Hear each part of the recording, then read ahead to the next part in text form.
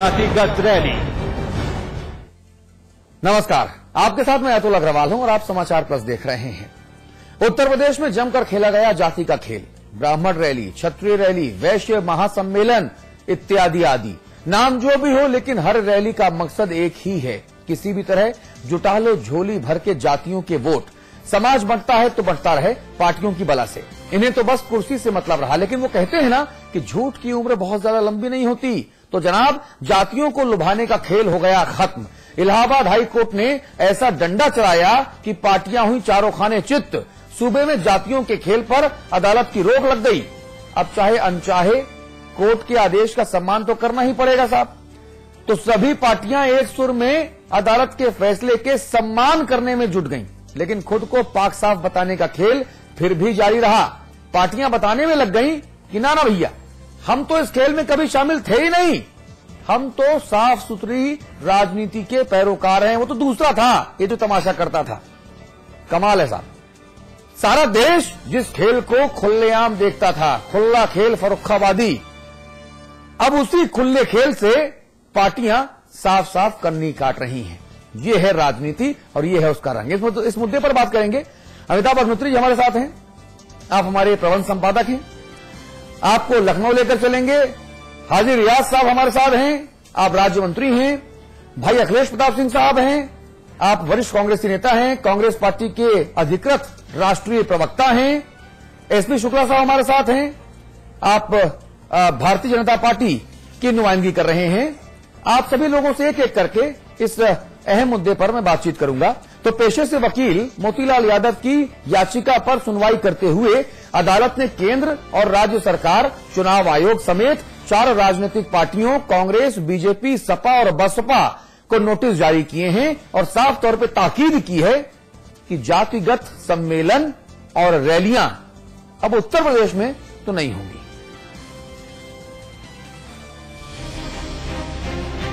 राजनीतिक दलों का एक ही मंत्र है, जीतना है सत्ता का मैच। तो खिलाड़ी हो ना हो, दर्शकों को फिक्स करना जरूरी है। राजनीति में दर्शक माने वोट, तो सत्ता के मैच में हर टीम अलग अलग जाति के दर्शकों को फिक्स करने के लिए जमकर पसीना बहाती है। धूप हो, ठंड हो या फिर बारिश ही क्यों ना हो रही हो, ये मैच कभी नहीं रुकता। लेकिन लोकसभा चुनाव के पहले फिक्सिंग की फांस राजनीतिक दलों के गले की फांस बनती दिख रही है, क्योंकि मैच में कोर्ट का बाउंसर पड़ा और सभी राजनीतिक पार्टियां बोल्ड हो गई। राजनीतिक दलों को ये तगड़ा झटका दिया इलाहाबाद हाई कोर्ट की लखनऊ बेंच ने। कोर्ट ने यूपी में जातिगत रैलियों पर रोक लगा दी। पार्टियों को हिदायत दी कि जातिगत रैलियों से दूरी बना लो। अब कोर्ट का डंडा पड़ने के बाद फैसले का सम्मान करने के सिवा चारा ही क्या है। वरिष्ठ न्यायमूर्ति उमानाथ साहब और महेंद्र दयाल साहब की बेंच ने सभी जातीय रैलियों पर रोक लगाते हुए सभी राजनीतिक पार्टियों को नोटिस जारी किया है। और इसके बाद जो भी होगा, ये जातीय रैलियां समाज को बांटती हैं, संविधान की मंशा के विपरीत है। ये राजनेता लोग रैलियों में ये भाषण करके दूसरी जातियों के बारे में अनर्गल बात करते हैं। राजनीतिक दलों को समाज के बंटने की परवाह नहीं है, ये तो जातिगत रैलियों से जाहिर है। लेकिन कोर्ट भला कैसे चुप बैठता। एक याचिका की सुनवाई के दौरान कोर्ट ने साफ कहा कि इस तरह की रैलियों से समाज बंटता है।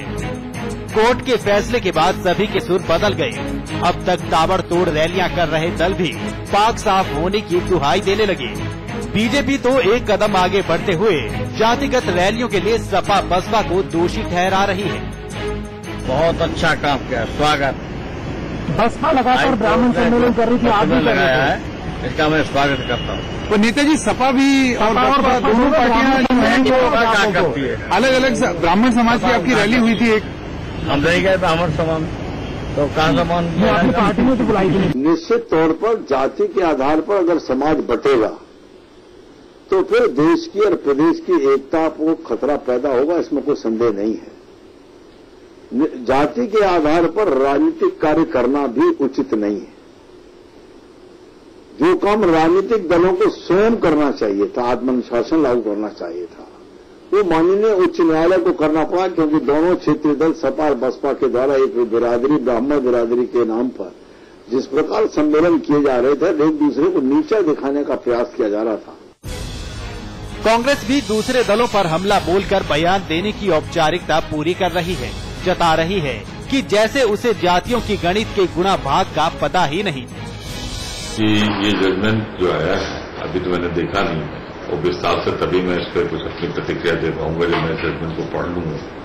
पर इनिशियल स्टेज पे, एडमिशन के स्टेज पे, और अगर जातिगत आधार पर या धार्मिक आधार पर रैली और सभाओं तक सीमित है, उस पर अगर रोक लगाई है तो मैं इसे बहुत ही स्वागत योग्य कदम मानता हूं। राजनीति का मैच तो अब भी जारी रहेगा, लेकिन जातिगत वोटों की फिक्सिंग पर लग गया है फुल स्टॉप। अब तक प्रदेश भर में चल रही जातिगत रैलियों की बाढ़ भी धीरे धीरे उतर ही जाएगी, लेकिन इतना तो तय है कि कोर्ट के फैसले के बाद राजनीतिक दलों के समीकरणों में बदलाव जरूर देखने को मिलेगा।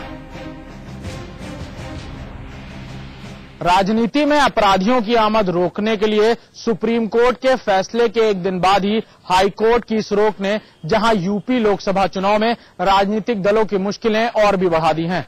उम्मीद की जानी चाहिए कि इस रोक के बाद यूपी के राजनीतिक दल जनता से जुड़ी मुश्किलों की ओर ध्यान देने पर मजबूर होंगे। कैमरामैन रजनीश तिवारी के साथ अभिषेक सिंह, लखनऊ, समाचार प्लस। नहीं, लेकिन यहां पर एक पेच है। पेच ये है कि माननीय अदालत ने जातिगत सम्मेलन करने पर रोक लगाई है, लेकिन राजनीतिक दलों को जातिगत राजनीति करने से कौन रोक पाएगा? ये एक बड़ा पेच है ना। मंत्री जी, सपा और बसपा ने सबसे ज्यादा ब्राह्मण सम्मेलन किए जी। अब आप लोगों के लिए तो ये बड़ा झटका हो गया ना। कांग्रेस और बीजेपी तब भी अच्छी पार्टियां मानी गई। जी मैं सुन रहा हूं, आप बोलिए।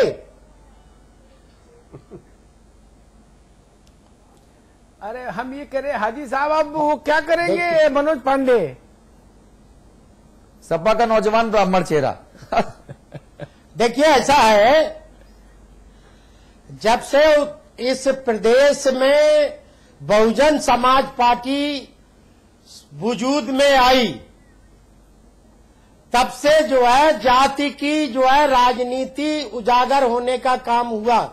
समाजवादी पार्टी ने जाति की राजनीति कभी की नहीं। और एमवाई समीकरण क्या था? परशुराम जयंती पर कुछ लोगों ने जो है आयोजन किया था, ना कि जातिगत रैली करने का काम किया था।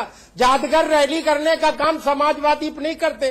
समाजवादी लोग एक समान, सबको एक दृष्टि से देखने का काम अमिताभ जी करते हैं। हम लोगों ने कभी जात की राजनीति की ही नहीं। बहुत अच्छी बात। अखिलेश जी, इन्होंने तो वैसा कुछ नहीं किया। तब कौन कर रहा, पहले उसको ढूंढो अखिलेश जी। अब वो ढूंढने का कार्य तो किया है, जो वकील साहबान ने मुकदमा किया है।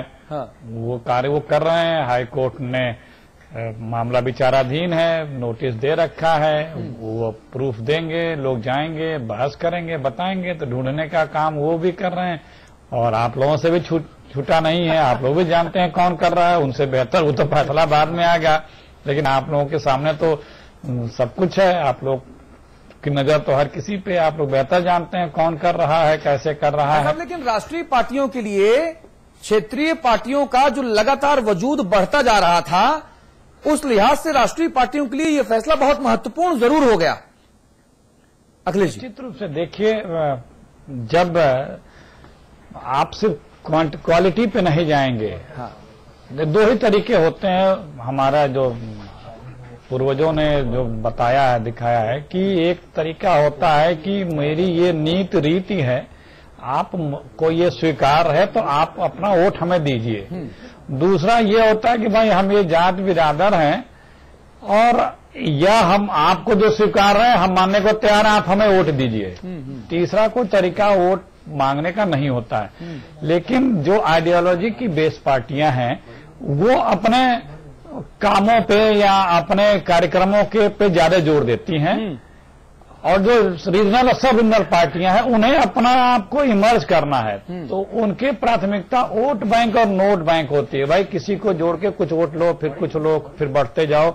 और जितने भी हिंदुस्तान में 20-25 साल में राजनीतिक दल सब रीजनल या रीजनल पार्टियां इमर्ज की, इसी के आधार पे उभरी हैं। बाद में भले चल करके उन्होंने ये कहा होगा हम सबको लेके चलेंगे, हम सबकी बात कर रहे हैं, और उस फ्रेम से बाहर निकलने का प्रयास करती रहती हैं। देखिए, प्रश्न यहाँ पे ये खड़ा होता है, जो हमें समझ में आता है कि अदालत में क्यों गए होंगे, अदालत ने क्यों संज्ञान लिया होगा।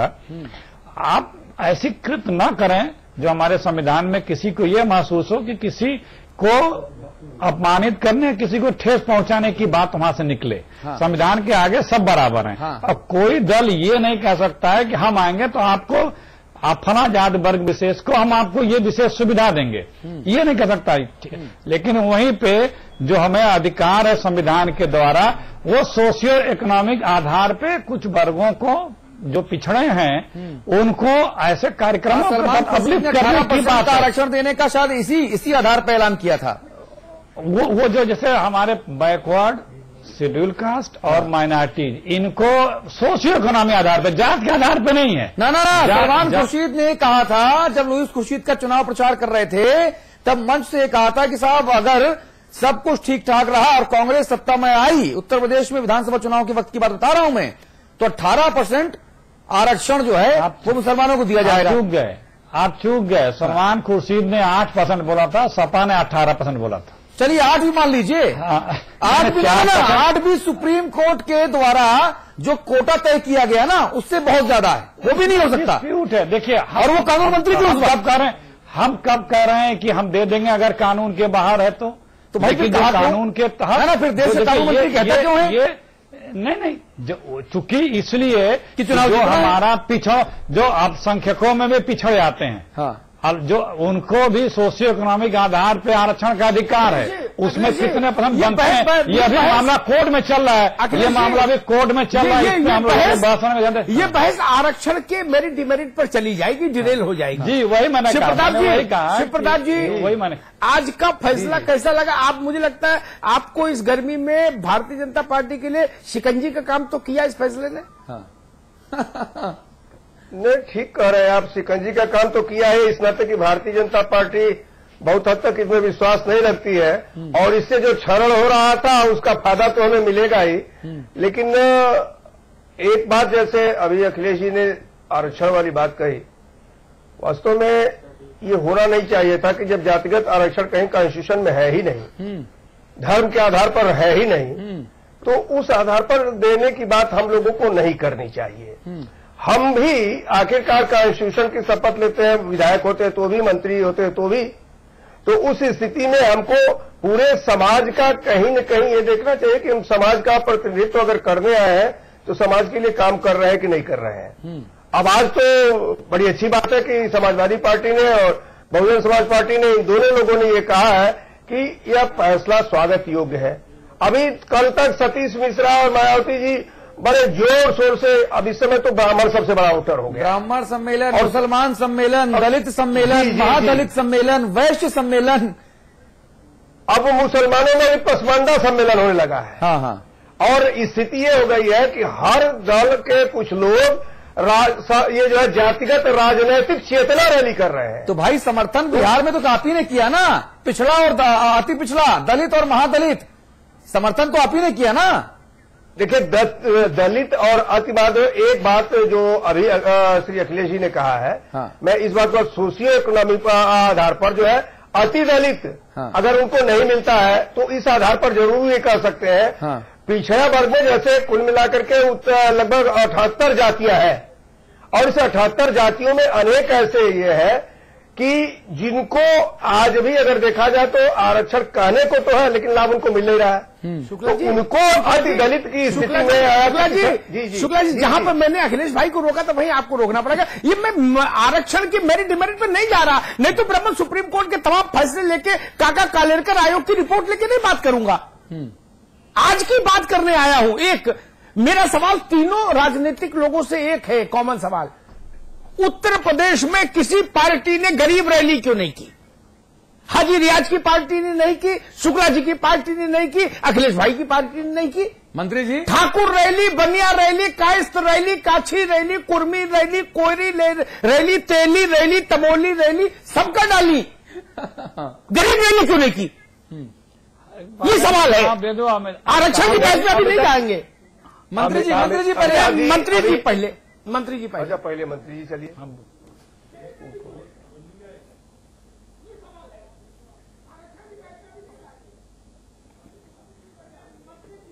अमृत